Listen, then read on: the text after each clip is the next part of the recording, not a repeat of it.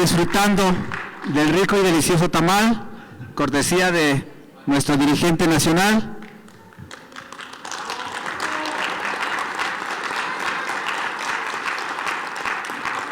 Buen provecho. Se encuentran aquí presentes en el presidium el compañero Alan Gómez Ortiz, del municipio de Tiahuatlán, Veracruz.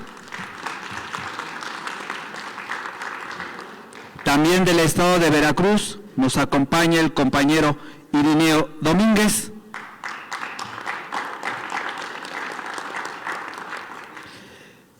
Del deporte del Movimiento Nacional por la Esperanza nos acompaña el compañero Sergio Movallet. De la Alcaldía Tláhuac nos acompaña el compañero Rosalío Pineda Silva. Nos acompaña nuestro enlace regional, Noé Flores. Y como cada 8 días, nuestro dirigente nacional, el profesor René Bejarano Martínez.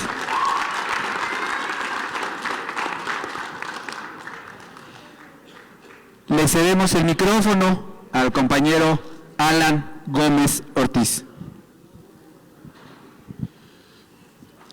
Muy buenas noches a todos.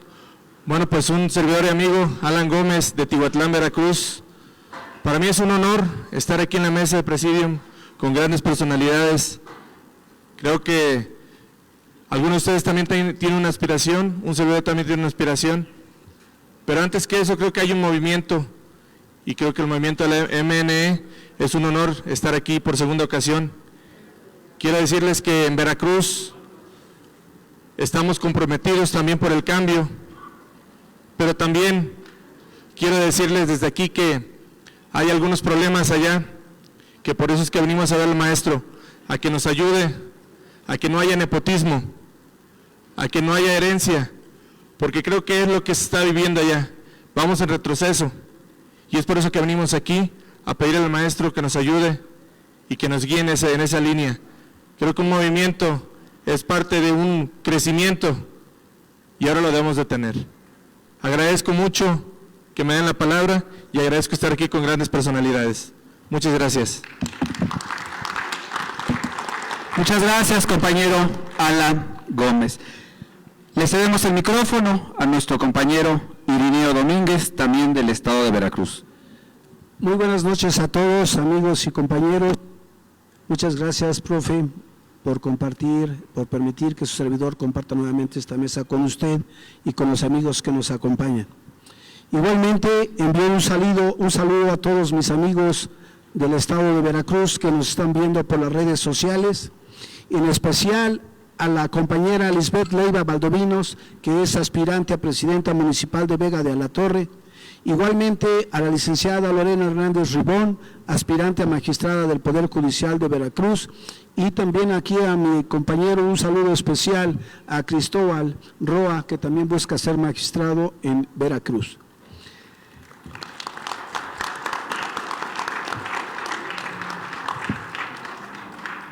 Como saben, Veracruz es uno de los 2 estados que está viviendo un proceso electoral.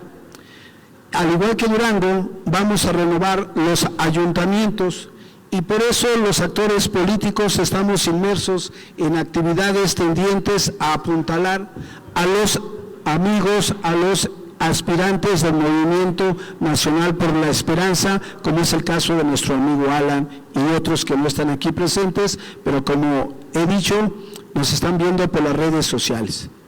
Es el partido Morena por el que aspiran a ser candidatos principalmente, aunque se tienen las otras 2 opciones de los aliados del partido Morena. En cuanto a las coaliciones, en cuanto a los aliados, les comento que el día de ayer venció el plazo para el registro de las coaliciones en Veracruz. En este caso, el Partido del Trabajo entró en pausa en dicha alianza, en dicha coalición, y en esta ocasión no va a ser parte de la alianza Sigamos haciendo historia.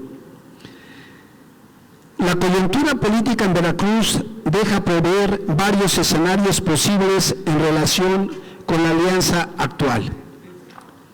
Toda vez que el PT está fuera, este será una opción para aquellos aspirantes que no resulten ganadores en las encuestas de Morena y PEDEM. La desbandada que sufran estos dos partidos puede tener cabida en el PT. El daño electoral que sufra la alianza así se minimiza. Eso sí, sin duda, el PT obtendrá más votos en esta elección que en el año pasado, aunque tal vez no gane igual número de municipios. En la elección intermedia del 2027, la izquierda de Veracruz con toda seguridad va a volver a caminar junta, porque necesitamos obtener la mayoría calificada en nuestro Congreso local y tenemos que aportar también el carro comprende de Veracruz para que tengamos mayoría calificada a nivel federal en la Cámara Baja. Por otro lado, la alianza opositora tampoco se dio. El PRI y el PAN en Veracruz van separados. No nos debemos de confiar en nuestro Estado y no nos debemos de confundir para ir a solicitar apertura de esos partidos en cuanto a los aspirantes que no resulten ganadores en las encuestas de Morena y del Verde. Tenemos que entender que el proyecto es más importante que los cargos. A ellos va este mensaje dirigidos para que mantengan la unidad dentro del partido Morena. Por otro lado, el PRI pues ya casi está enterrado en mi estado y con toda seguridad va a ocupar el último lugar. Las deserciones que sufre ese partido, se observa que nada más falta poner la lápida con un letrerito arriba para enterrarlo en Veracruz. Ojalá suceda así en el resto del país. En cuanto a los aspirantes del MNE, estamos en espera de las encuestas, exigiendo transparencia, legalidad, certeza y equidad, para así aceptar los resultados que arrojen las mismas. La rumorología propagada por propios y extraños divulga datos cargados de la dirigencia estatal de Morena en favor de aspirantes ad hoc a ella. Prueba en contrario será cumplir con lo estipulado en los documentos básicos del partido y en la convocatoria. Estimados miembros y simpatizantes del MNE en Veracruz, nuevamente he cumplido con su mandato al informar sobre la coyuntura política de nuestro Estado. Muchas gracias a todos, es cuanto. Muchas gracias, compañero Irineo Domínguez. Ahora le cedemos el micrófono al compañero Sergio Movallet.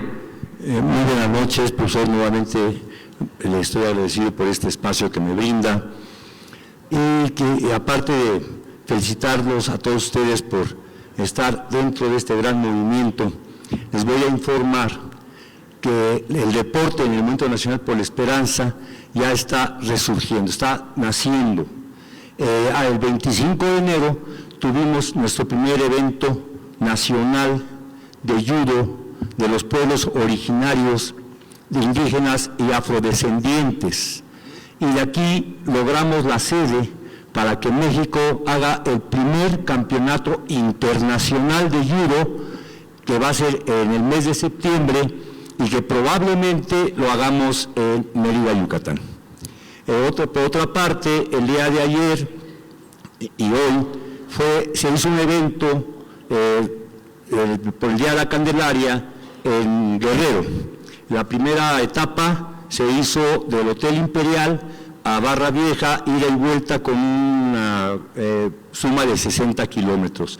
Y el día de hoy fue del Hotel Imperial a Chilpancingo, haciendo una cuenta, según la organización, de 130, pero fueron 113 kilómetros. Y fui yo como representante del Movimiento Nacional por la Esperanza, en la categoría de mayores de 65 años, que ya el año que entra voy a entrar en mayores de 70, tengo 69 años. Muchas gracias. Logré el quinto lugar el día de ayer y el día de hoy el séptimo lugar. Y a su vez quiero también darle un fuerte abrazo, una felicitación a Salvino Somellera, que va a ser nuestro próximo ministro del Movimiento Nacional por la Esperanza. Muchas gracias, todos sus órdenes. Muchas gracias, compañero Sergio Mobayet, perdón. Ahora le cedemos el micrófono al compañero Rosalío Pineda Silva. Buenas noches, compañeros. Pues nada más recordarles, el lunes anterior hicimos una atenta y cordial invitación para que nos acompañaran a nuestra primera asamblea ordinaria en la alcaldía Tláhuac. Están todos invitados, los que nos gusten acompañar. Es el 5 de abril a las 11 horas. En un momento les pasamos la dirección aquí a el equipo de sonido para que ustedes tengan ya la dirección y la ubicación exacta para que nos puedan acompañar ese día. Los recibimos con los brazos abiertos y esperemos que no nos fallen. Muchísimas gracias. Muchas gracias, compañero Rosalío Pineda. Ahora le cedemos el micrófono al compañero Noé Flores. ¿Qué tal, compañeros, compañeras? Muy buenas noches, profesor, presidium. Pues informarles, compañeros, que tuvimos un recorrido en Quintana Roo. Yo me fui el día jueves, recorrimos por ahí varios municipios, pero más que recorrer municipios, recorrimos regiones y colonias del municipio de Tulum, invitando a líderes y viendo cuáles eran las necesidades de dicho municipio, las cuales necesidades son necesidades de todos los municipios del estado de Quintana Roo.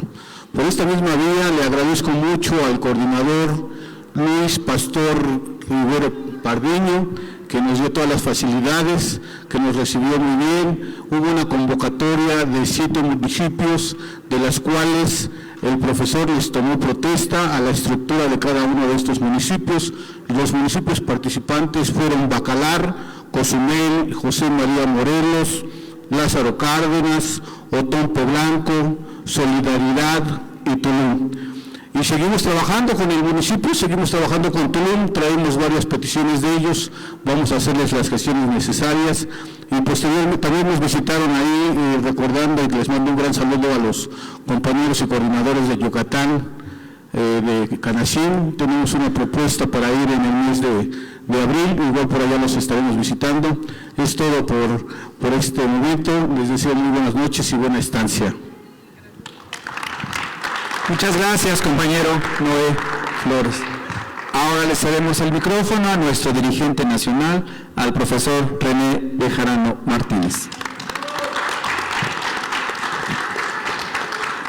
Buenas noches, compañeras, compañeros. Me da mucho gusto estar aquí en esta asamblea semanal de carácter nacional del Movimiento Nacional por la Esperanza, en esta ocasión correspondiente al lunes 3 de febrero del 2025, que aunque formalmente es un día feriado, nosotros trabajamos todos los días y por eso aquí estamos como todos los lunes. Les comento acerca de muchos temas que hemos venido trabajando durante estos días y que han sido parte del debate nacional, agradeciendo a los compañeros y compañeras presentes del Frente de Abogados, de compañeros de Veracruz, del Estado de México, de Puebla, de Oaxaca, de Tlaxcala, etcétera, y desde luego de aquí, de la Ciudad de México. Los temas relevantes son los siguientes. En primer lugar, el proceso que se está llevando a cabo del sorteo para candidaturas del Poder Judicial. Como ustedes saben, se han venido desarrollando estas actividades, primero a través de los registros por cada uno de los poderes, el Poder Legislativo, el Poder Judicial y el Poder Ejecutivo, a los diversos cargos, tanto federales como locales, en los casos de las entidades federativas, en donde ya se hizo la ley y se convocó a este proceso en lo local. se desarrolló conforme a lo planeado el proceso en el Poder Legislativo, se hicieron las entrevistas, lo mismo que en el Poder Ejecutivo, y se han empezado a dar a conocer los resultados, aunque todavía entiendo hay algunos errores y se pretenden hacer algunos ajustes por omisiones involuntarias. En el caso del Poder Judicial, como ustedes saben, el Comité de Evaluación de la Corte suspendió sus actividades atendiendo a 2 resoluciones de juicios de amparo que fueron utilizados como pretexto de la mayoría en la Corte para suspender el trabajo. Tuvo que ser el Tribunal Electoral del Poder Judicial de la Federación el que destrabara el tema, aduciendo que en materia electoral, como se sabe, no hay juicio de amparo y que la resolución que hicieron esos jueces está fuera de la norma constitucional y que por lo tanto se debía continuar con el proceso. Ante esto, el Comité de Evaluación de la Corte decidió renunciar a sus actividades y se mandó al Senado. Sin embargo, hubo una maniobra de por medio porque las listas que el Poder Judicial mandó, en algunos casos, sobre todo de mujeres, era un número menor de los cargos a elegir, es decir, que ya de entrada todos los enlistados ahí ya tendrían derecho a participar en el proceso electoral y no era necesaria ningún sorteo. Obviamente se trató de una maniobra para perfilar a personas vinculadas al actual Poder Judicial, algunas vinculadas en el pasado a Genaro García Luna. Sin embargo, pues se procedió y se están terminando de confeccionar las listas. El Instituto Electoral ya está llevando a cabo las boletas, revisando el procedimiento, y en los próximos días pues se tendrá que tener ya claridad de cómo serán las campañas, qué se permite, qué no se permite y todo lo que implicará para que la votación sea lo más grande posible. Es un proceso inédito que se requiere llevar a buen término y esperemos que las compañeras, compañeros, como ciudadanos que resultaron ya preseleccionados para estar como candidatas y candidatos, pues puedan tener los mejores resultados y al final puedan convertirse en jueces, magistrados, ministros o integrantes del Tribunal de Justicia o de Disciplina, que eventualmente, además del electoral, que eventualmente tomen posesión a lo largo de este año.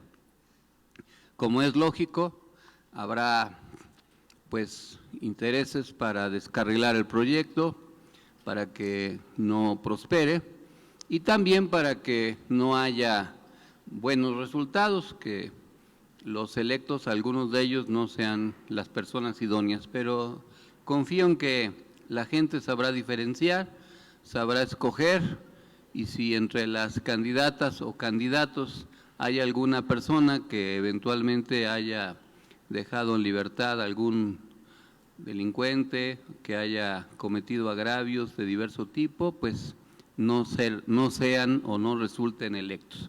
Hay que mantenerse atentos a todo este proceso, ni siquiera ha empezado formalmente, pero pues esperamos que todas las dificultades que se han venido teniendo se mantengan, se superen, no se mantengan, sino se superen y que en consecuencia el proceso se desarrolle adecuadamente. Por otro lado, en esta semana se dio a conocer la detención de un líder más importante de operador de la delincuencia organizada, un operador hermano del Chapo Guzmán, un operador del hermano del Chapo Guzmán, que es relevante en el contexto actual esta detención porque en 4 meses que lleva el gobierno de Claudia Sheinbaum se han detenido, y se dice fácil, pero es mucho, a cerca de 10,000 personas vinculadas a la delincuencia organizada. Algunos de ellos muy importantes, como este que se mencionó, y también han habido decomisos muy grandes de precursores, de drogas de diverso tipo, que también son relevantes. Y esto, pues, en el contexto del debate que hay con el gobierno de Trump sobre el tema del combate a la delincuencia organizada. Este debate, pues, tiene que ver también con el tema de la migración. Como se sabe, en las pocas semanas que lleva el gobierno de Trump, ha deportado a más de 5,000, ya más de 6,000 mexicanas y mexicanos que fueron detenidos. El gobierno no se mostró impávido, el gobierno mexicano, y puso en operación 10 centros de atención en el norte del país, en donde se pretende ayudar a las personas que eventualmente sean deportados y no puedan o no quieran trasladarse a sus lugares de origen. Aunque muchos de los deportados no han pasado por estos centros porque prefieren irse o regresarse a sus lugares de origen con sus familiares, lo cual es lógico. Este tema, pues, también es otro de los temas que genera tensión con el gobierno de Trump, porque México no es el único país que está sufriendo este tipo de medidas unilaterales.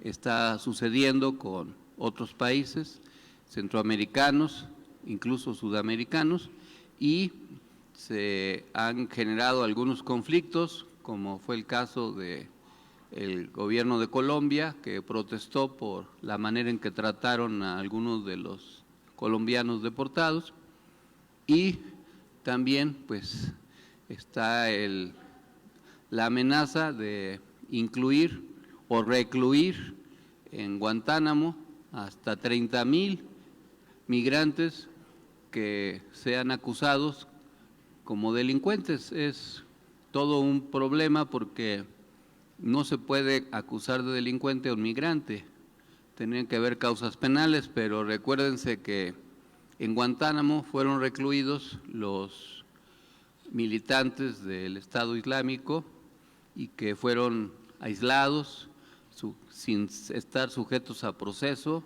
ni tener visitas, ni presencia de abogados, es decir, en un confinamiento inhumano, buscando la manera de extinguirlos. Este trato, pues, es ilegal, es violatorio de los derechos humanos y del derecho internacional, y también forma parte del debate con respecto a las tensiones con Estados Unidos. Y otra tensión, pues, tiene que ver con el absurdo anuncio del presidente Trump de referirse al Golfo de México como el Golfo de América. Esto motivó que la presidenta Claudia Sheinbaum enviara a Google una carta explicando los motivos históricos, la justificación por la cual el Golfo de México, pues, es el Golfo de México, y que una decisión de ese tipo, pues, no puede ser basada en un capricho de cualquier gobernante, salvo que hubiera una intención ulterior de apoderarse de las riquezas de las aguas profundas que existen en esta región, o de militarizar esta región, toda vez que en México no se han permitido la instalación de bases norteamericanas, como suceden en otros países de nuestro continente, pues a lo mejor pudiera haber ahí de facto el estacionamiento de naves, de barcos, de buques que pudieran hacer las funciones de una custodia marítima ilegal. Esto, pues, también forma parte del debate. Voy a saltarme algunos temas porque, como saben, estos últimos días, el gobierno de Trump y sus representantes anunciaron que sí se iban a imponer aranceles a los productos mexicanos y canadienses y chinos.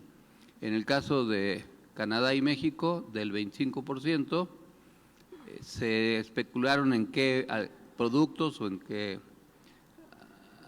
mercancías, y en el caso de China del 10%. La reacción del gobierno canadiense fue más beligerante que la del mexicano. Anunció que se iba a aplicar lo que se llama aranceles espejo, es decir, de que por cada arancel que se grave hacia Canadá, pues se grabaría otro de Canadá hacia Estados Unidos, a lo cual Trump respondió que Estados Unidos podría prescindir de todas las exportaciones que hace Canadá a su territorio.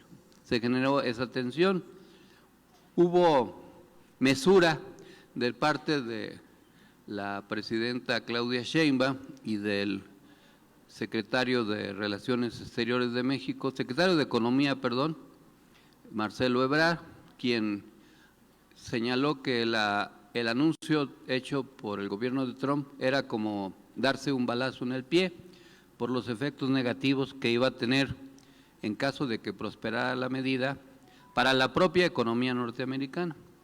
Y la presidenta dio las razones por las cuales no se justificaba la medida, apeló al diálogo y además pues señaló que en caso de que se confirmaran había un plan B o hasta un plan C para responder.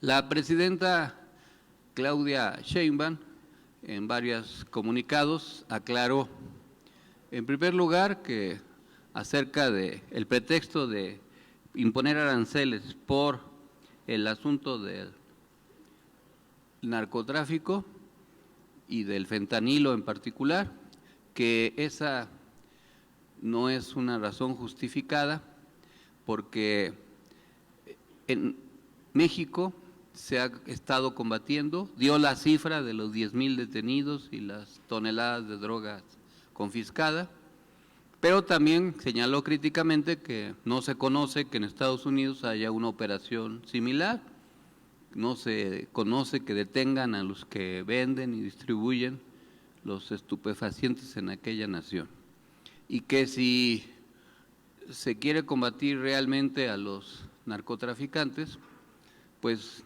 no se les debiera vender armas norteamericanas, y explicó, según investigaciones del propio gobierno norteamericano, que el 80% de las armas que utilizan los delincuentes mexicanos provienen de Estados Unidos, y esto tiene que ver con las armerías, con la Asociación del Rifle, que además es una de las asociaciones que financió la campaña de Trump, y que tampoco el gobierno norteamericano ha buscado la manera de combatir el lavado de dinero en su propio territorio, porque muchas de las grandes fortunas que se manejan provenientes de la delincuencia organizada, pues están en paraísos fiscales o en empresas fachadas, y no hay una operación como la que sí se practica en México al respecto.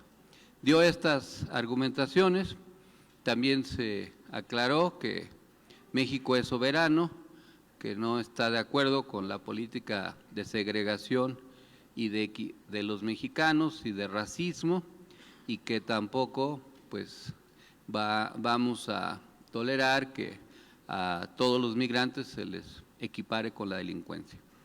Pero se mantuvo serena y se mencionó por ella que habría diálogo. El gobierno de Trump insistió en que era una decisión tomada y que así iba a ser. Sin embargo, pues de todos modos se informó que habría una negociación. Ya muy entrada la noche de anoche se anunció que hoy por la mañana iba a haber una comunicación, un diálogo entre el gobierno de México, el de Canadá y el de Estados Unidos. Entre otras razones, por eso la mañanera se empezó más temprano, más tarde. Se dijo que era por día feriado, pero en realidad era porque estaban negociando los términos de un posible entendimiento.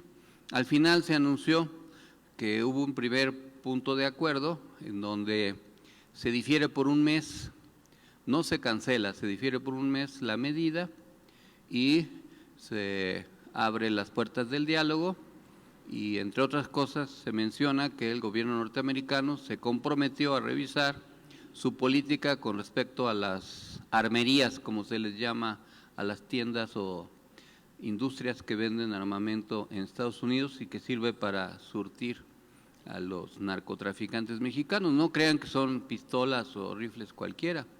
En esta semana mismo hubo un atentado con drones contra un alto mando militar en Chihuahua, por ejemplo. Ese es el tipo de armamento que se está vendiendo y se está comercializando de Estados Unidos hacia México. Hay que hacer un balance de este asunto, es importante destacarlo. Primero porque forma parte de un estilo de gobierno y de negociación de Trump. No se puede pensar que solo son amagos, que solo son bravuconadas o bravatas o retos para presionar, porque pueden ser ciertas, pero también una parte de ello es cierta. Y es para presionar y obtener negociaciones, como es el caso de Panamá.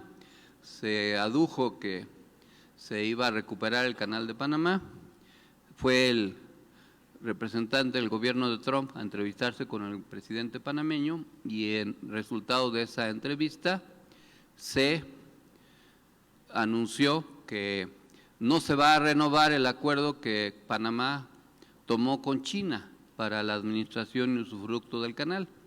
Es decir, no implica que ya Estados Unidos recupere la administración del canal, pero sí abre las puertas para una renegociación norteamericana con el gobierno panameño. Eso pues es una muestra de lo que realmente se buscaba y cómo se presionó para ello. En el caso de México pues hay una presión muy fuerte, sin embargo pues la postura de México ha sido inteligente porque no ha caído en la provocación, pero sí ha señalado los defectos y los vicios de esta amenaza. Es violatoria del Tratado de Libre Comercio que se firmó desde hace 30 años, que ahora se llama Tratado México, Estados Unidos y Canadá. Es violatorio de los acuerdos con la Organización Mundial del Comercio. Pero además, pues se explicó por parte del propio Washington Post, que lo que menos se pudiera decir es que es simpatizante de la izquierda, que esa medida era contraproducente. Y textualmente la editorial de ese periódico, influyente norteamericano, dijo que era una estrategia tonta. Y efectivamente, porque podía revertirse los efectos de una guerra comercial, están probados, son efectos negativos, más ahora en época de globalización. Hubo en la década de los 30 una obsesión de ese tipo de parte del gobierno norteamericano. Seguramente se acordarán de la depresión de 1929, hubo una actitud proteccionista con respecto al comercio mundial. Igual se aplicaron aranceles y eso fue contraproducente para la economía norteamericana, que al final de la Gran Depresión del 29 pues terminó corrigiendo esa política. Y por eso no se recomienda la reedición de guerras comerciales, porque al final provocan inflación. Al final los que pagan los aranceles pues son los consumidores, no es el gobierno, son los que los que compran los productos, y cuando son productos que a su vez se utilizan para producir otros productos, pues provocan inflación, como es el caso del acero u otros insumos de carácter tecnológico. Pero además, si se aplica por un país aranceles y el otro país responde con lo mismo, pues es el cuento de nunca acabar, es una política totalmente contraproducente que inhibe el crecimiento económico, impide que las inversiones extranjeras fluyan y desde luego generan desempleo, porque en el momento en que algunas empresas deciden reubicarse, pues despiden a sus trabajadores. Hay muchas empresas norteamericanas que aprovechan las ventajas comparativas, salariales y de otro tipo que hay en México, por ejemplo, de la industria automotriz. Y si la General Motors se va de México, pues todos los que trabajan ahí pierden su empleo. Pero eso no quiere decir que la General Motors tenga mejores condiciones para desempeñarse en Estados Unidos, además de que no es tan fácil como llevarse una maleta para transportar una industria con toda la capacidad instalada. Entonces se generan muchos problemas que no deben replicarse. Esperemos que durante este mes que el gobierno de Claudia ha logrado, que es insólito, como dijo Marcelo, pues se puedan renegociar los términos, que el gobierno de México refuerce su vigilancia en la parte de la frontera para evitar que haya más tráfico de drogas, pues eso es sensato, es razonable, pero tendrá que haber una correspondencia con el gobierno norteamericano porque los narcotraficantes exportan droga porque hay consumo en Estados Unidos y el propio Estados Unidos tendrá que aplicar medidas para reducir drásticamente el consumo y comercio de drogas en su propio país. Y desde luego tampoco es conveniente equiparar como si fueran terroristas a los delincuentes, porque también ya sabemos que eso es un pretexto para intervenir militarmente en nuestro país, lo cual también lesionaría nuestra soberanía. Este ha sido el primer reto importante del gobierno de Sheinbaum. Dicen que en la política hay que prepararse para lo imprevisto, que a veces es más importante de todas las previsiones. Y esto ha sido el caso. La agenda del gobierno mexicano pues estaba siguiendo su ruta, su pauta, tomando en cuenta los diversos aspectos hasta que apareció Trump, pero hasta ahora se sorteó con éxito. Eso va a mejorar la calificación y la opinión del gobierno de Sheinbaum, va a permitir que se le respete nacional e internacionalmente, pero no nos podemos confiar, porque también es impredecible lo que puedan hacer en el futuro en otros temas, gobiernos como el de Trump. Ya veremos cómo evoluciona este tema y por eso nuestro gobierno debe seguir insistiendo en algunas medidas que cualquier gobierno hace. Una de ellas es no depender solamente ni principalmente de las exportaciones de un producto o de algunos pocos productos y hacia un solo o un principal país. No es descubrir el hilo negro, señalar que cualquier país debe diversificar sus relaciones comerciales y México es lo que debe de hacer. Es comprensible por razones geopolíticas que tengamos una relación prioritaria de comercio y de inversión con Estados Unidos, tenemos una frontera muy grande, una cercanía que facilita todo. Pero en la época en que vivimos hay que estratégicamente no depender solo ni principalmente de ese país, porque eso se puede revertir. Por eso es bueno, sería importante que nuestro país se acerque al bloque que se conoce como BRICS, que es un bloque económico mundial integrado por Brasil, la China, la India, Sudamérica y Rusia, entre otros, y que estos países comercien más y mejor con México. También es importante que haya una relación más fluida con diversos países de la Comunidad Económica Europea y con los países de la CELAC, de la Comunidad de Estados Latinoamericanos y del Caribe. tomando en cuenta que la mayoría de esos países tienen gobiernos progresistas y que podemos avanzar en buenos términos de intercambio con países de Centroamérica, de Sudamérica, y poder ampliar también nuestro mercado hacia esos países. En los países de nuestro continente donde hay gobiernos de derecha, pues puede haber remedios cómicos de la actitud de Trump, como es el caso que anunció hoy el gobierno de Noboa en Ecuador, que ridículamente anuncia un arancel del 27% para los productos mexicanos. Esto tiene que ver con los antecedentes de un gobierno de derecha en crisis que fue capaz de vulnerar la embajada mexicana para detener al ex vicepresidente Glass, lo cual ni las dictaduras militares más violentas y bárbaras se habían atrevido, ni Pinochet se atrevió a invadir la embajada mexicana que refugió a muchos perseguidos, como sí lo hizo Noboa en Ecuador. Hay una razón electoral de Noboa, de Ecuador, que tiene que ver con que el próximo domingo hay elecciones en primera vuelta en su país.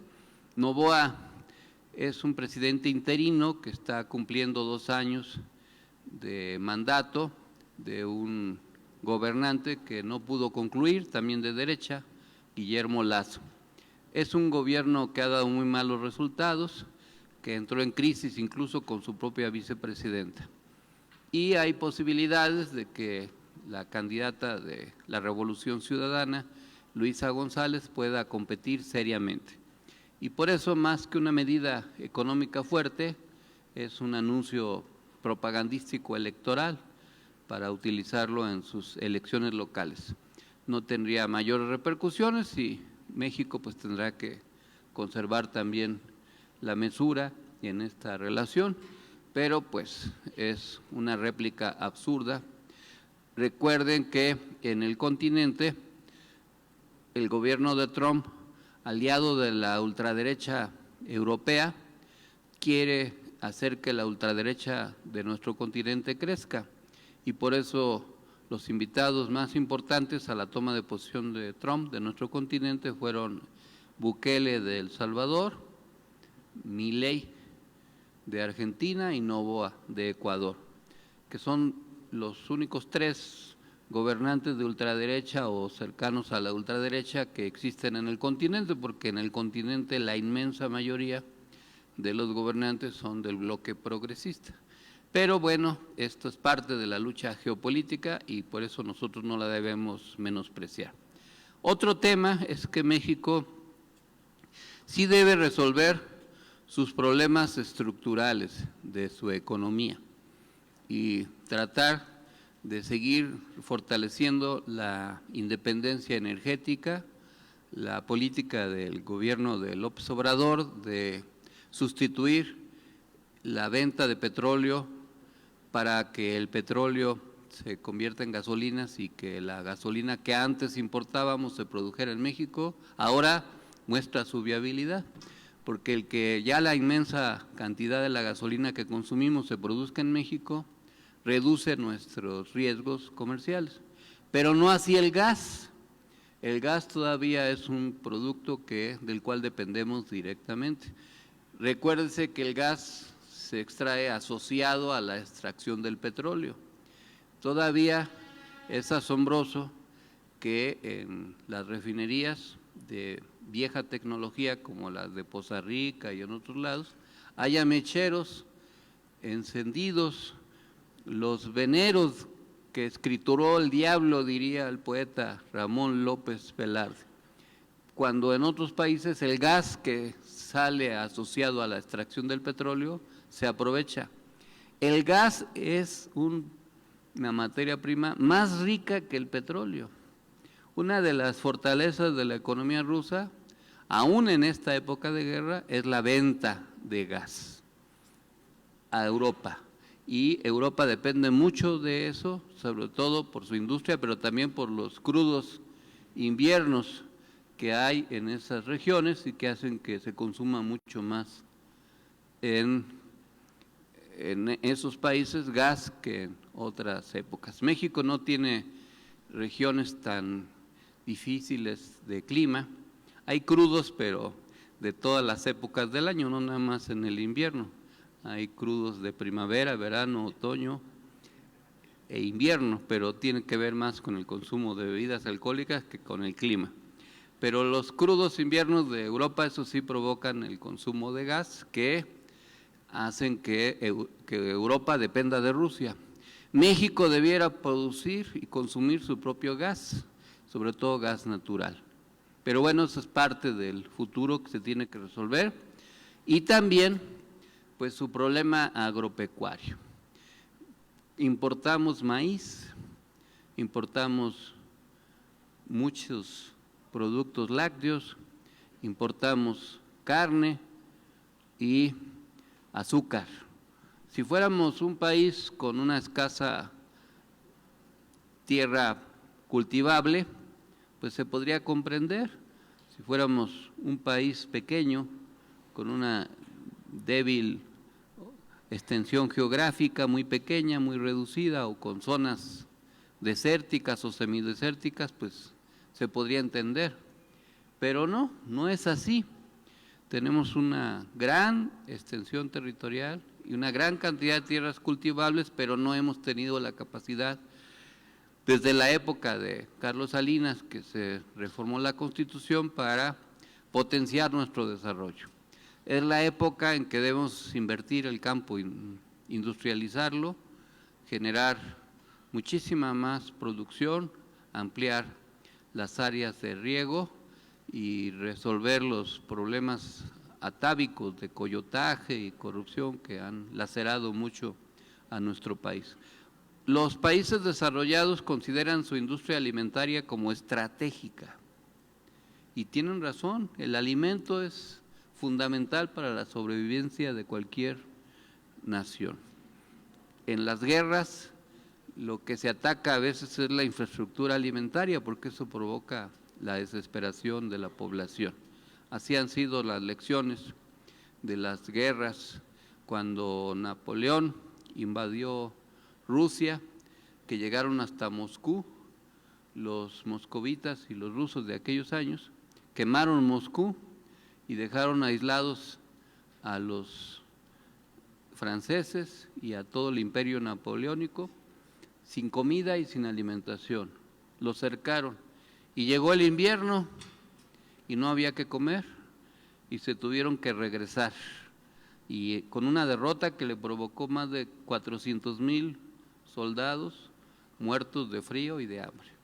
Entonces nuestro país tiene que aprender las lecciones de la historia y tenemos que mejorar nuestra producción, ser más soberanos e independientes. Tenemos zonas lacustres, tenemos agua, tenemos tierras cultivables, tenemos gas, tenemos litio, tenemos petróleo, tenemos minería, que ese es otro de los grandes temas. Si se detonara una guerra comercial, pues también México podría responder con eso. Más del 90% de las mineras en México son extranjeras y pagan una bicoca de impuestos, y eso es una relación desigual. Y bueno, ya se tendría que ver, porque una buena parte de esas empresas son norteamericanas y canadienses. Pero tampoco es sensato entrar en una guerra de ese tipo, porque al final todos saldrían perdiendo, o todos los países saldrían perdiendo. Pero esperemos que estas cosas se vayan resolviendo. No quiero dejar de mencionar que en las crisis y en las coyunturas se aprecian cómo son las personas. Han habido de parte de la oposición, del Consejo Coordinador, de una parte de la oposición, como el MC, el Movimiento Ciudadano, y del Consejo Coordinador Empresarial, una actitud sensata, madura, responsable de apoyo al gobierno de Claudia Sheinbaum. Pero ni lo que queda del PRI, ni la derecha panista han mostrado solidaridad con México. Se mostraron mezquinos y antipatriotas. Quizás como lo hicieron en el siglo XIX los partidarios del conservadurismo, que fueron a buscar a un emperador para que nos viniera a gobernar allá con el imperio napoleónico de aquellos años. Por eso no deja de llamar la atención que la derecha haya sido así, mezquina, antipatriótica. Pero hay que hacérselo ver a la gente, hay que decirles cómo se portaron, qué ideología realmente tienen y qué representan, y es el momento de convocar a la unidad nacional. Nuestro país tiene que actuar unido, actuar cohesionado, porque pues es el futuro de la nación y no podemos dejar que nos avasalle ningún gobernante del tipo que sea, de carácter extranjero, que quiera romper con nuestra economía y dañar la vida de las y los mexicanos. Vamos a trabajar para organizar una explicación a la gente y espero que en este mes, esperemos que en este mes las cosas vayan mejorando y que se reviertan estas pretensiones y que además termine una buena negociación. Por ejemplo, si en la negociación ahora sí el gobierno norteamericano se compromete a detener el flujo de armamento, pues eso nos va a servir, va a ayudar. Lo intentó Marcelo Ebrard en el sexenio anterior, cuando era secretario de Relaciones Exteriores, incluso presentó demandas penales, algunas prosperaron, pero no hubo un resultado práctico amplio. Ahora, si se logra, también puede ser. Y también, si se logra que disminuya la fuerza de los grupos del crimen organizado, también es muy importante que eso pues impida que sigan creciendo zonas de influencia, que ese es otro tema también. El discurso de la oposición prianista que atacó sin demostrar sus afirmaciones de que el gobierno de López Obrador estaba coludido con el narcotráfico, ahora ha caído por su propio peso cuando es la propia presidenta Claudia Sheinbaum y su secretario de Seguridad, Omar García Harfuch, quien lleva cifras récords en poco tiempo.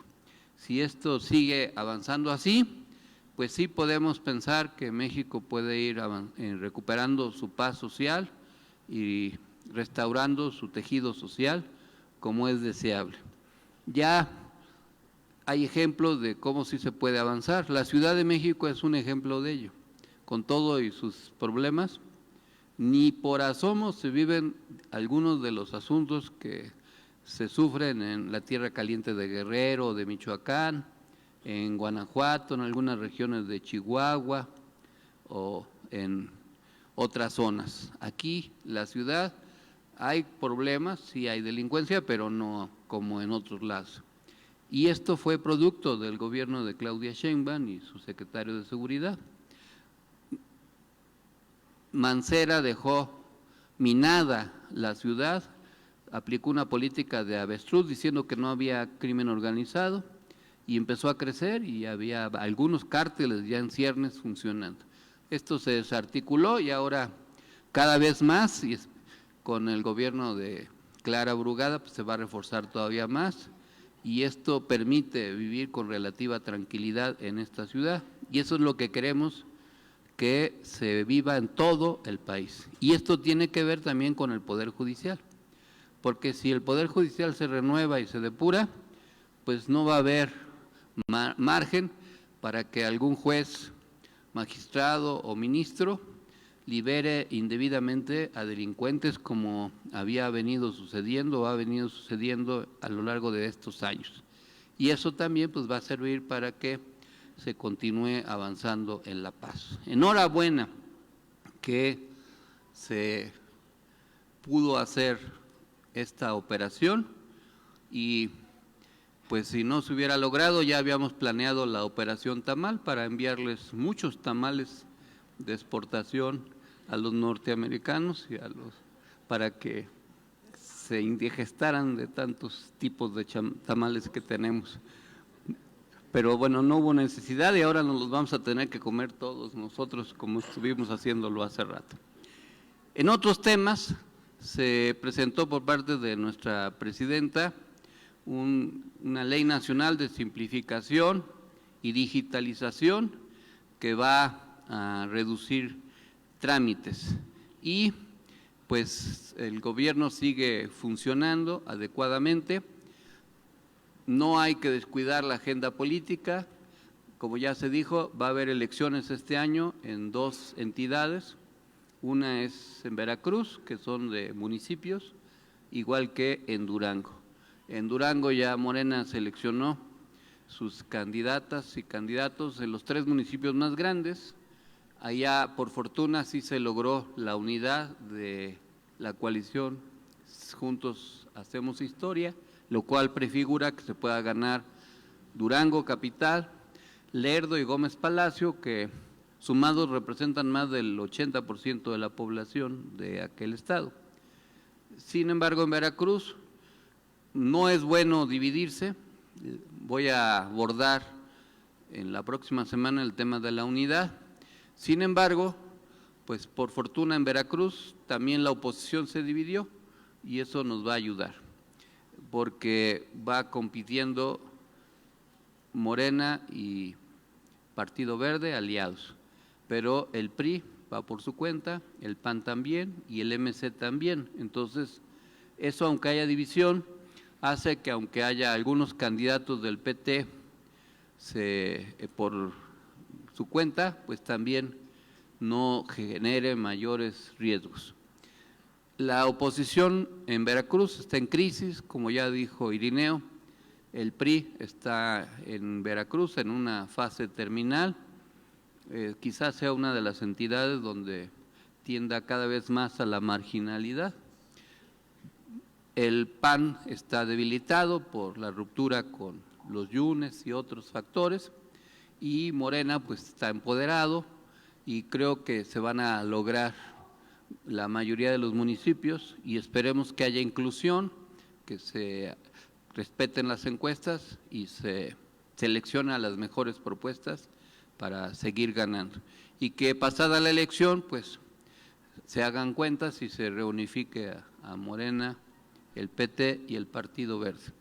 Al mismo tiempo, pues vamos a promover la afiliación. El modelo que se había anunciado al final no prosperó, que consistía en que pudiéramos comprar unas tablets y cada quien pudiera afiliar.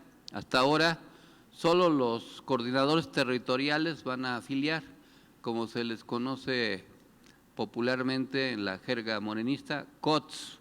Los COTS no son extraterrestres, sino son los coordinadores territoriales, porque mucha gente del pueblo dice, es que van a ser los COTS, y quién sabe en su cerebro qué se imaginen que es un COT, pero al final es la abreviatura de los coordinadores territoriales, que se supone que van a ir casa por casa. Vamos a ver si funciona. Si los visitan, pues hay que afiliarse, pero quizás no les alcance y vamos a tener que estar atentos si es que se hace un cuello de botella para reforzar la afiliación. Hasta ahora no se percibe que vaya a haber oficinas de afiliación, que esa pudiera ser también una solución. Hasta donde sé, no.